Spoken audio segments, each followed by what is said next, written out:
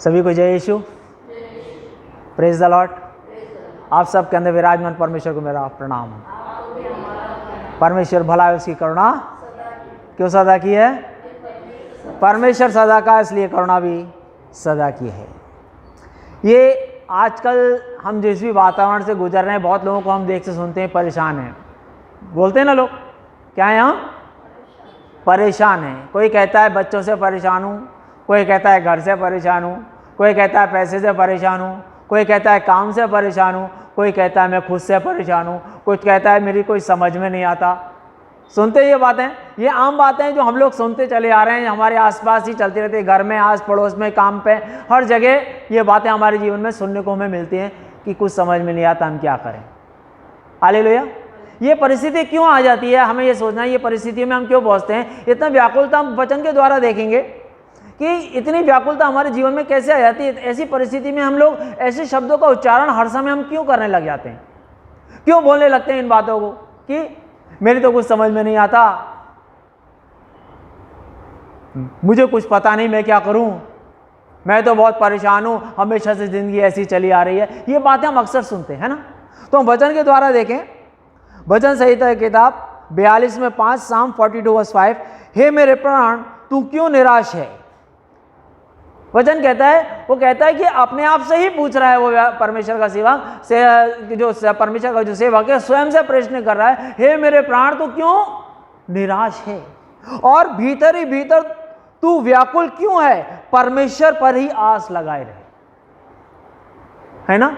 आज हर व्यक्ति व्याकुल है, हर व्यक्ति परेशान है, हर व्यक्ति निराशा के अंदर चला जा रहा है। तो कई बार हमें लोगों से कहने की बजाय अपने आप से प्रश्न भी कर लेना चाहिए कि हे मेरे मन तू क्यों निराश है, तू भीतर ही भीतर क्यों व्याकुल है, क्यों है तू ऐसा। और मैं आपको बताना चाहता हूं कि बहुत सारे लोग सोचते हैं कि बाहर की वजह से परेशानी है लोगों की। असल में व्यक्ति किसी की वजह से परेशान नहीं है, व्यक्ति परेशान स्वयं की वजह से है, स्वयं के कामों की वजह से, स्वयं के कर्मों की वजह से। कोई किसी की वजह से परेशान नहीं है, हर व्यक्ति अपनी कारण ही परेशान है, अपने कर्मों के कारण ही दुखी है, अपने कामों के कारण ही वो परेशान है। क्योंकि आशा जो परमेश्वर पे होनी चाहिए वो आशा परमेश्वर पे नहीं होकर वो आशा खुद पर है। वो कहता है परमेश्वर पर ही आस लगाए रहे। आज व्याकुल क्यों है, ये बात क्यों कहनी पड़ रही है इस वचन में? क्योंकि परमेश्वर पर ही आस लगाए रहे, क्योंकि लोगों की आस परमेश्वर पर नहीं बल्कि वो आस स्वयं पर है, स्वयं की ताकत पर है, स्वयं के बल पर अपनी आस लगी हुई है। और आशा बिना हम साहस छोड़ देते हैं और हमारे अंदर व्याकुलता ही व्याकुलता हो जाती है और सही निर्णय भी नहीं ले पा रहे होते हैं हम। पता है, ये ध्यान रखिएगा कि आशा जब हमारे पास नहीं होती, वो कहता है कि परमेश्वर पर ही आस लगाए रहे। जब हमारी आस परमेश्वर के ऊपर नहीं होती तो व्याकुलता ही व्याकुलता हमारे अंदर होती है और हम कोई भी सही निर्णय नहीं ले पाते। क्यों? व्याकुल व्यक्ति कभी भी सही निर्णय नहीं ले सकता है। क्यों नहीं ले सकता? क्योंकि वो भीतर ही भीतर क्या है? व्याकुल है। भीतर ही भीतर क्या है? वो निराश है। और निराश व्यक्ति ना खुद सही रहता है और ना दूसरों को सही सलाह दे सकता है ना। और निर्णय भी सही नहीं ले पाता है। और हमारे दिमाग और दिल में एक युद्ध लड़ाई चलती रहती है क्योंकि आशा नहीं है। हमारे दिल और दिमाग में क्या चलती रहती है? एक लड़ाई, एक युद्ध चलता रहता है। दिल कुछ कहता है, दिमाग कुछ कहता है और आशा स्वयं पे होती है। फैसला खुद कर रहे होते हैं, मैं कहां सही हूं कहां गलत हूं, है ना। अगर परमेश्वर के ऊपर आस है और हमारा कर्म सही है, यह ध्यान रखना, अगर परमेश्वर पर आस है और हमारा निर्णय भी सही होगा। क्यों? हमारी आस परमेश्वर पे होगी तो हमारा निर्णय भी सही होगा। हमारा कर्म अगर सही नहीं है तो हमारी आस अगर परमेश्वर के ऊपर नहीं है तो हमारे कर्म भी सही नहीं होंगे। हमारे कर्म अपने हिसाब से ही चल रहे हैं, हम अपने हिसाब के काम कर रहे हैं, तो हमारे निर्णय कभी सही नहीं हो सकते। क्यों? हमारी आस परमेश्वर पे नहीं है। आस अगर परमेश्वर पे है तो हमारे कर्म भी परमेश्वर के अनुसार ही जीवन जीने वाले होंगे। और परमेश्वर के जीवन जीने वाले कर्म हमारे अगर हैं तो निर्णय भी हमारे सही होंगे, और निर्णय हमारे सही होंगे तो रिजल्ट भी सही होगा, है ना। और इसी कारण हम निर्णय, हमारे दिल और दिमाग में एक युद्ध लड़ाई चलती रहती है, क्योंकि हमारे पास क्या नहीं है, आशा नहीं है।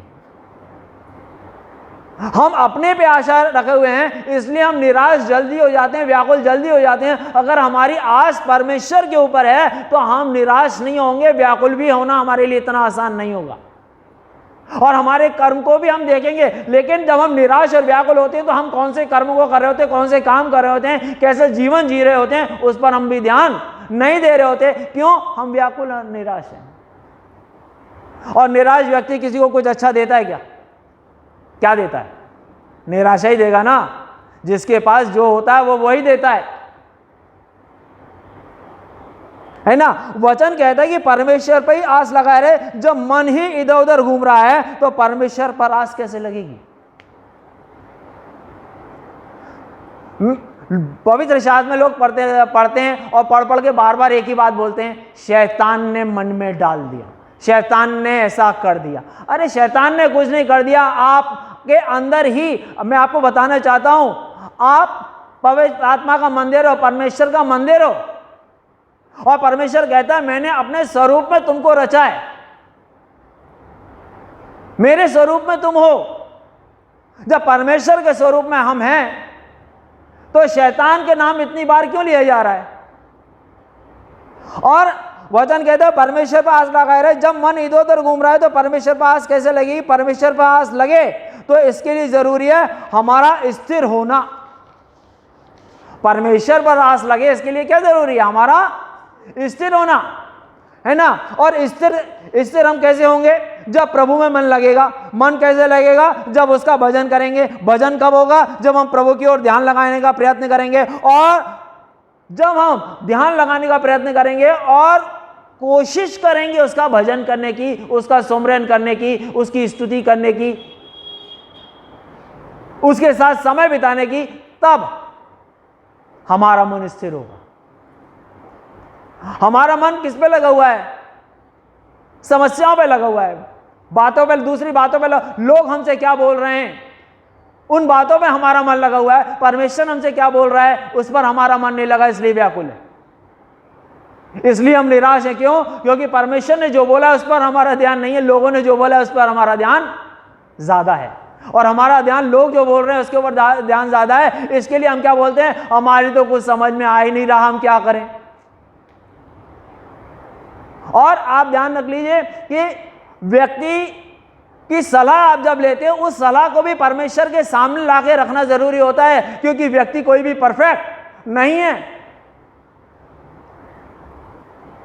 और आप जब किसी व्यक्ति से सलाह मांगने के लिए जाते हैं, बोलने के लिए जाते हैं अपनी तकलीफें, मैं क्या करूं, वो व्यक्ति खुद परेशानियों में जी रहा होता है। वो जिन बातों के अंदर उसने संघर्ष किया होता है वही संघर्ष की बातों की राय आपको देता है, क्योंकि वो तकलीफ में रहा होता है, इसलिए वही राय आपको देता है। तुम भी ऐसे मत करना, तुम भी ऐसे मत जीना, तुम भी ऐसे मत बोलना, तुम भी ऐसे मत रहना।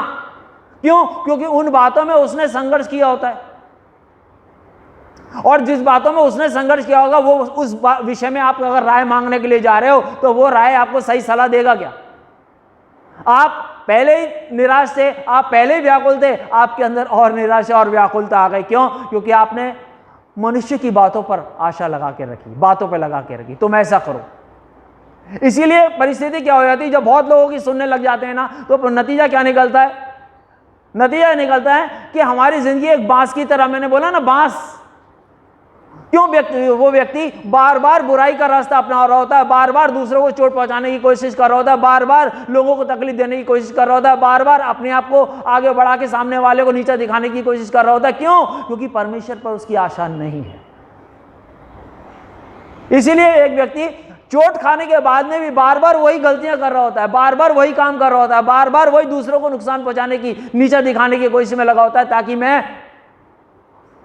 मुझे तसल्ली मिले। और व्याकुल व्यक्ति ये करता है, निराश व्यक्ति ये करता है। क्यों? और इसकी वजह से क्या हो रहा है?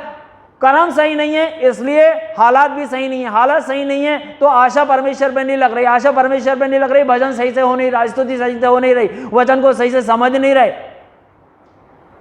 और नतीजा भीतर ही भीतर व्याकुलता। हालेलुया। स्थिर कैसे होंगे? जब प्रभु में मन लगेगा। मन कैसे लगेगा? जब उसका भजन करेंगे। भजन कब होगा? जब हम प्रभु की ओर ध्यान लगाने का प्रयत्न करना शुरू करेंगे, तब होगा भजन। हालेलुया। क्या समझ में आ रहा है कुछ? लेकिन इन सब के बीच एक समस्या है, वो क्या है हम देखें।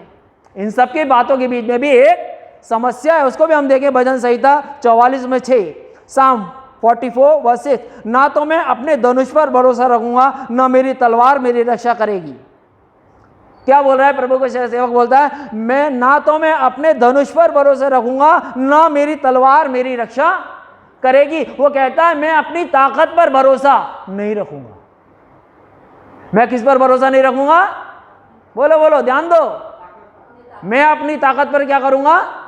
भरोसा नहीं रखूंगा। मैं किस पर भरोसा रखूंगा?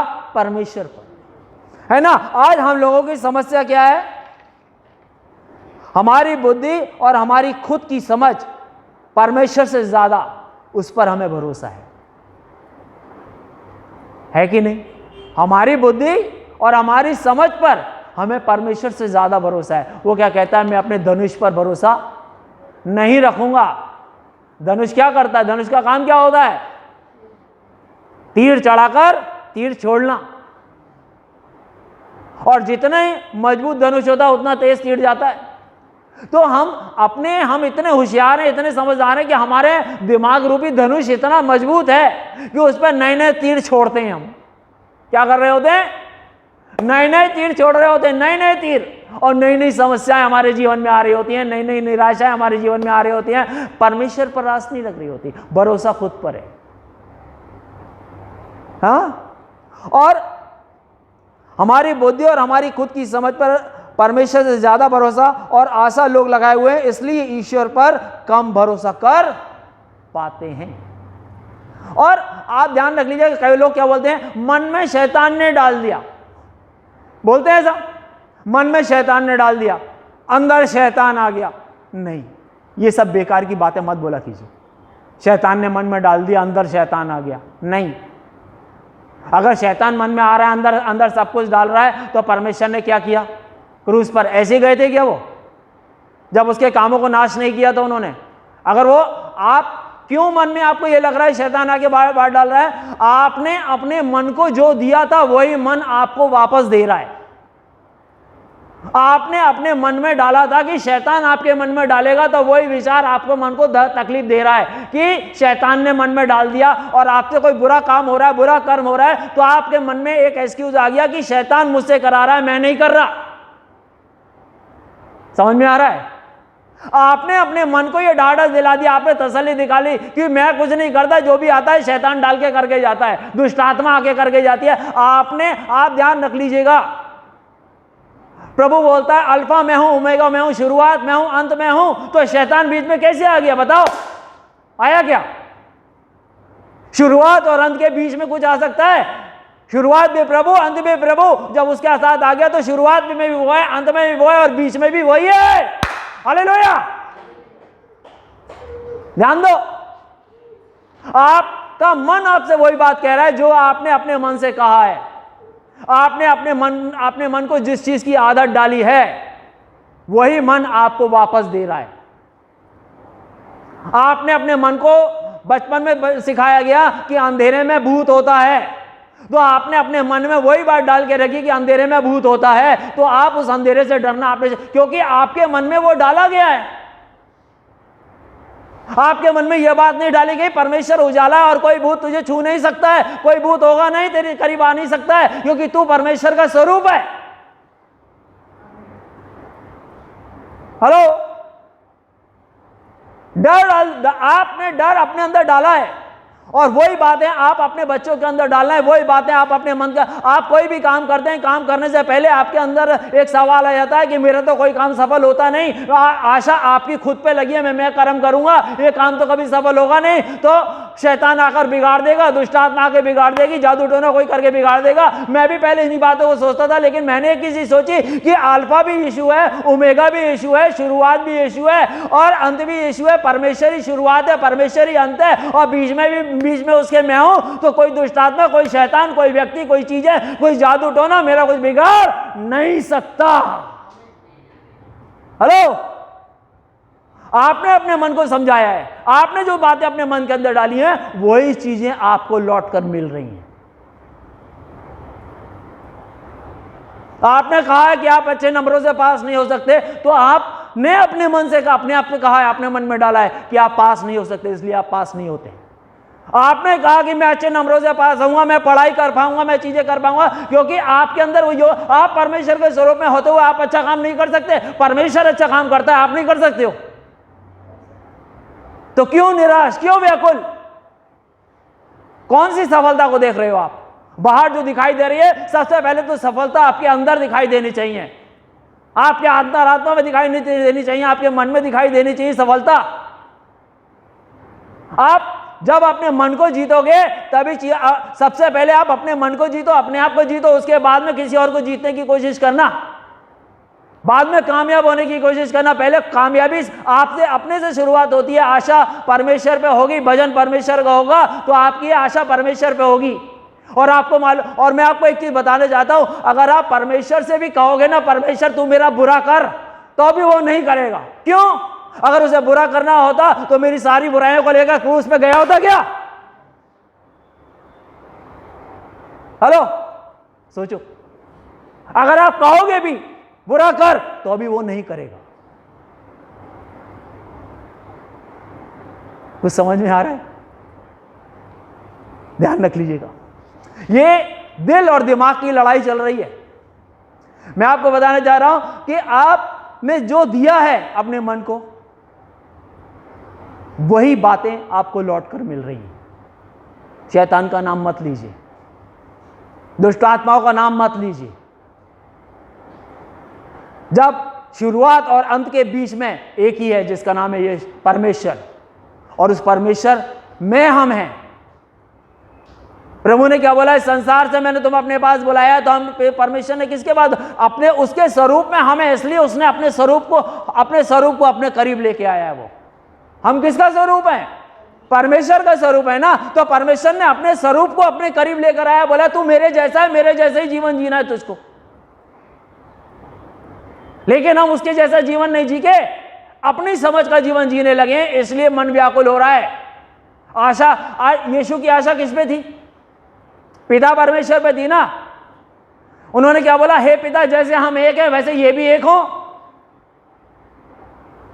यीशु हर परिस्थिति के अंदर आनंद देता। यीशु व्याकुल था किसी परिस्थिति, क्रूस पर जाने पे हम परेशानी के अंदर व्याकुल क्यों हो रहे हैं, निराश क्यों हो रहे हैं, तकलीफ में क्यों जा रहे हैं? इसीलिए कि हमारी आशा कहीं और लग गई है। अपने ऊपर भरोसा हो गया, अपनी तलवार पर भरोसा हो गया, अपने धनुष पर भरोसा हो गया, अपने पैसे पे भरोसा हो गया, अपने बिजनेस पे भरोसा हो गया, अपने बेटे बेटी पे भरोसा हो गया, अपनी पत्नी पे भरोसा हो गया, अपने पति पे भरोसा हो गया, अपने घर पे भरोसा हो गया, अपने बैंक बैलेंस पे भरोसा हो गया, हमारे लोगों की दी गई राह पे भरोसा हो गया, हमारे जो लोग समझा रहे हैं उसके ऊपर भरोसा हो गया, दूसरी चीजों के ऊपर भरोसा हो गया। लेकिन जो भरोसे के ऊपर सबसे ऊपर है, उस पर भरोसा अगर एक बार कर लो तो सारे भरोसे इसके सामने छोटे हैं। एक ही भरोसा रह जाता है, पिता परमेश्वर पर। जिस दिन उस पर भरोसा कर लेते हो तो सारी सफलताओं की तरफ बढ़ने की शुरुआत हो जाती है। हेलो, इसलिए मैं ये कहना चाहता हूं कि आप निराश होकर मत रहिए, निराश होकर मत रहिए। वो कहता है कि भजन संहिता 42:5, Psalm 42:5, हे मेरे प्राण तू क्यों निराश है? क्यों निराश है? क्यों निराश होना है हमें? पैसे अगर कम है तो इसके लिए निराश होना है? बिजनेस अगर अच्छे से नहीं चला इसके लिए निराश होना है क्या? अगर हमारे घर परिवार के बच्चे हमारी नहीं सुन रहे इसके लिए हमें निराश होना है क्या? अगर हम इसके लिए निराश हो रहे हैं तो हमारी, अगर इस बातों के लिए हम निराश हो रहे हैं तो कभी भी भजन, क्योंकि आप इतना ध्यान में रख लीजिएगा कि सारी बातों की जड़ है परमेश्वर। अगर जड़ आपकी ठीक है, आपकी जड़ें मजबूत है ना, तो फल अच्छा आना ही आना है। और परमेश्वर को जो सही समय भजन का देना चाहिए नहीं दे पा रहे हैं, उसका नाम सुमरन करना चाहिए, उसका परमपिता परमात्मा के साथ जुड़ नहीं पा रहे हैं, इसीलिए ये समस्याएं हैं। अगर परमपिता परमेश्वर के साथ जुड़ने के लिए लगे हो ना, तो मैं आपको बता रहा हूं कि परमेश्वर से मांगने की कोई जरूरत ही नहीं रह जाएगी, उसके आगे दामन फैलाने की कोई जरूरत ही नहीं रह जाएगी। जब आपको पता है कि वो परमेश्वर है और मैं परमेश्वर का स्वरूप हूं, वो और मैं एक ही है, एक ही करीब है हम दोनों, तो क्यों मांगना रह जाएगा। आज मांगने में लगे हैं हम। जो करना चाहिए, हमें परमेश्वर से कौन सी चीजें जोड़ सकती हैं?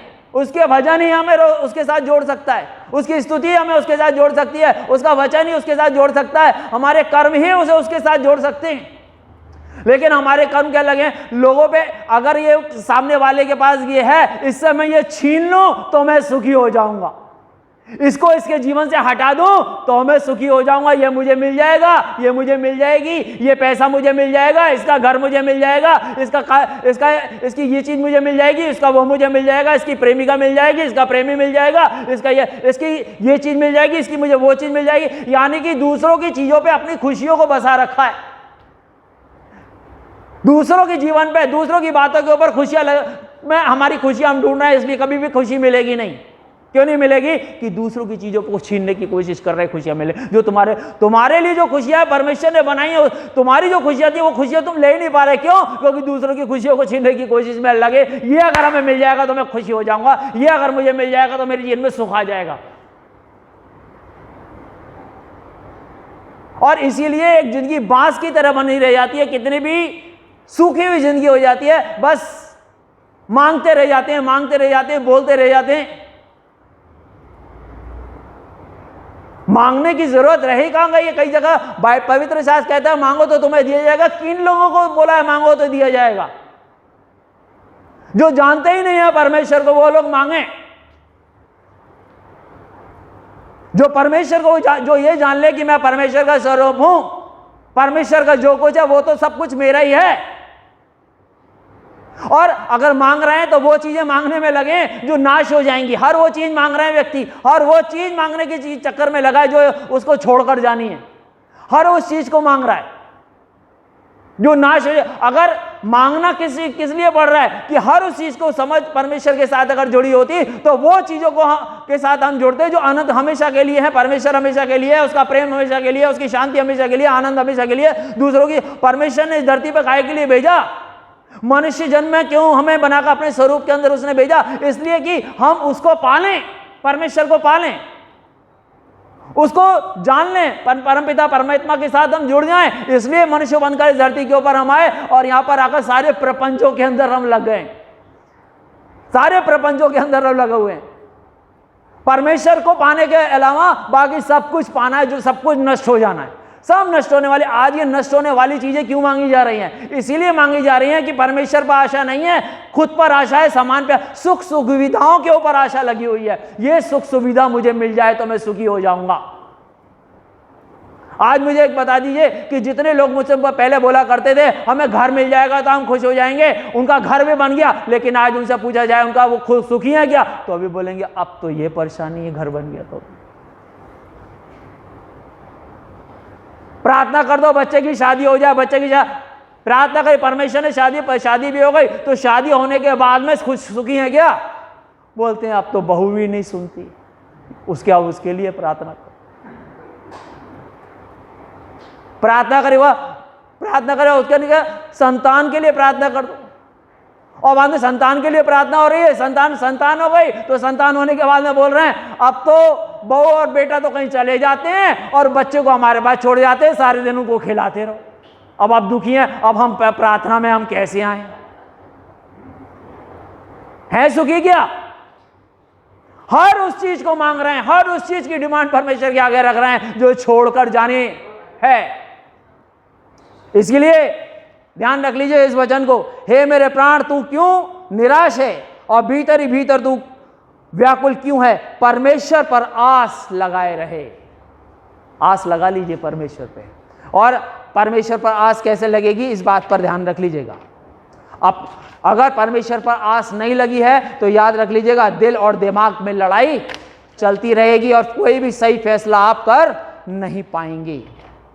कोई सही फैसला, आज दो बातों के बीच में लोग फंसे हैं, ये मेरे लिए सही है, ये मेरे लिए सही है, इसको चुनूं या उसको चुनूं, है ना। परमेश्वर को अगर हमने चुन लिया, परमेश्वर को अगर हमने चुन लिया, जो हमारे लिए है वो परमेश्वर हमें और उसे एक करके छोड़ेगा। लेकिन क्या छीनने में लगे, गलत करने में लगे। कई लोग तो कितनी भी तकलीफ उठा ले सुधरने का नाम ही नहीं लेते, वही कर्म बार बार कर रहे होते, गिर रहे होते, लात पड़ रही होती है, दुखी हो रहे होते, तकलीफ में बार बार वही काम कर्म कर रहे होते हैं, वही चीज छीनने की कोई वही बातें कर रहे होते हैं कि मैं सुखी हो जाऊंगा ऐसा करने से। तो हमने क्या देख रहे हैं कि कैसे हमारा मन परमेश्वर में लगेगा। हमारा मन परमेश्वर तब लगेगा जब हम स्थिर होंगे, और स्थिर जब हम कब होंगे, जब हम भजन करने लगेंगे और भजन करने की परमेश्वर का। और भजन हम कब करने लगेंगे, जब हम परमेश्वर के साथ जुड़ने की कोशिश करेंगे। अपने मन को इधर उधर घुमाने की जगह भजन की ओर लगाओ, परमेश्वर के सुमरन की ओर लगाओ, उसके नाम की ओर लगाओ, उसकी स्तुति की ओर लगाओ, उसके वचन को सुन के उस पर चलने के प्रयत्न की ओर लगाओ। परमेश्वर, क्योंकि प्रभु का वचन कहता है तुम परमेश्वर के निकट आओगे, परमेश्वर तुम्हारे निकट आएगा। परमेश्वर तो निकट है लेकिन महसूस नहीं हो रहा है। क्यों? क्योंकि आस हमारी तलवार पे लगी है, हमारे पैसे की तलवार पे लगी है, नौकरी की तलवार पे लगी है, बिजनेस की तलवार पे लगी है, बच्चों की तलवार पे लगी है। मैं इनके सहारे अपना जीवन जी लूंगा, मैं इनके सहारे अपना जीवन जी लूंगा। परमेश्वर कहता है जिनके सहारे तू जीवन जीने के लिए बात कर रहा है, आप सोच के देखो, उनके सहारे जीवन जीने की जिनका भरोसा ही नहीं है। कल कब किसकी सांस आएगी और कौन सी सांस आखिरी है, कोई जानता है क्या? बोलो। तो जो अनंत है, जो हमें ये इस संसार का जीवन जीने के लिए मदद कर सकता है, उस पर आस लगाओ ना। और जब तक दूसरों को से छीन कर पाने की व्यक्ति के अंदर कोई इच्छा है, तो तब तक व्यक्ति हमेशा व्याकुल रहेगा, दुख। और जब व्यक्ति दूसरों से छीनकर पाने की कोशिश में रहता है ना, तो वो गलत बीज अपने जीवन में बो रहा होता है। अपने बीज के साथ साथ अपने आने वाले परिवार के बच्चों के लिए, उनके 7 पीढ़ियों तक के लिए वो गलत बीज बो रहा होता है। दूसरों से छीनकर पाने की कोशिश, दूसरों के जीवन में जहर घोलने की कोशिश, दूसरों को तड़पाने की कोशिश, दूसरों से फायदा उठाने का, ये बीज हैं बाबा। और ये बीज कभी भी भजन करने नहीं देंगे, ये बीज कभी भी परमेश्वर के निकट रहने नहीं देंगे, ये बीज सही फसल कभी जीवन में आने नहीं देंगे, कभी नहीं आने देंगे। अपने मन को सब तरह से हटा के परमेश्वर की ओर लगाना जरूरी होगा, भजन करना जरूरी होगा, वचन को सुनना जरूरी होगा, अपने कर्मों को ठीक करना जरूरी होगा, अपने मन को सही दिशा में लगाना जरूरी होगा, तभी ये चीजें जीवन में काम करेंगी। भजन आपकी ओर आपका मन लगेगा। मैं कहता हूं कुछ नहीं होता, लेकिन भजन करो, स्तुति करो, धन्यवाद करो प्रभु का। उठते बैठते प्रभु का नाम तो ले सकते हैं ना, तो अभी बहुत कुछ बदलना शुरू हो जाएगा जीवन में। हालेलुया, है ना। तो अगला भजन हमने क्या देखा था? भजन संहिता 44 में 6, साम 44:6, ना तो मैं अपने धनुष पर भरोसा रखूंगा, ना मेरी तलवार मेरी रक्षा करेगी। और जब आप भरोसा रख लेते हैं कि परमेश्वर मेरी रक्षा करेगा, कब रक्षा करेगा? जब मेरी आस उस पर होगी, जब मेरी आस उस पर होगी कि परमेश्वर हर दुख तकलीफ, गरीबी से, बीमारी से, चिंता से, समस्या से मेरी रक्षा करेगा। और अगर कोई तकलीफ मुझे होती भी है तो उस तकलीफ को सहने की ताकत भी वो मुझको देगा। अगर इस शरीर पे ज्यादा आशा रखी हुई है तो ये तो जाने वाला है। आशा उस पर रखो जो ना कहीं जाएगा ना कभी आएगा, वो था, है और रहेगा। हालेलुया। समझ में आया भैया या नहीं आया? है ना। तो इस वचन को पढ़ के हम पूर्ण करते हैं।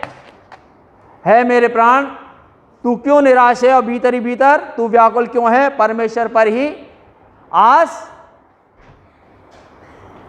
ही आस लगाए रहे, है ना। और अगर हमारी आस परमेश्वर के ऊपर लगी है तो आप समझ लो आपका जीवन सही दिशा में आना शुरू हो जाएगा। आप समझ गए? अगर आपकी आस परमेश्वर पर लगी है तो आपका जीवन सही दिशा में आना शुरू हो जाएगा। परमेश्वर पर आस लगाने के लिए सबसे पहले आपको ज़रूरी है अपने मन को सही दिशा में लाना, परमेश्वर के करीब लाना और परमेश्वर का भजन करने की कोशिश करना, परमेश्वर के वचन को सुनने की कोशिश करना, अपने कार्यों को सही दिशा में लेके चलना दूर, और जो है आपके पास उसके लिए धन्यवादी बने रहना और परमेश्वर के करीब आने का प्रयत्न करना।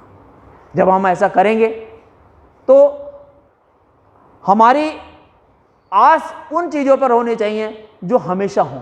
नष्ट होने वाली चीज़ों के ऊपर हमारी आस ना हो। अगर नष्ट होने वाली चीज़ों के ऊपर हमारी आस होगी तो हमेशा हम निराश रहेंगे और भीतर ही भीतर हम व्याकुल रहेंगे। इसलिए उन चीज़ों पे आस रखिए जो नष्ट ना हो, अनंत काल के लिए रहें, और वो है प्रभु और प्रभु का नाम और प्रभु की स्तुति, प्रभु का वचन। उसके साथ जुड़िए, उसके साथ लगे रहिए, और यही है जो हमें स्थिर रखेगा उसकी स्तुति में, उसकी आराधना में, उसके वचन में और उसके नाम में। आमीन। प्रभु आप सबको आशीष दे। आनंदित रहिए, खुश रहिए, अपना ख्याल रखिए, अपने अपनों का ख्याल रखिए। प्रभु आप सबको आशीष दे, यीशु के नाम से। आमीन।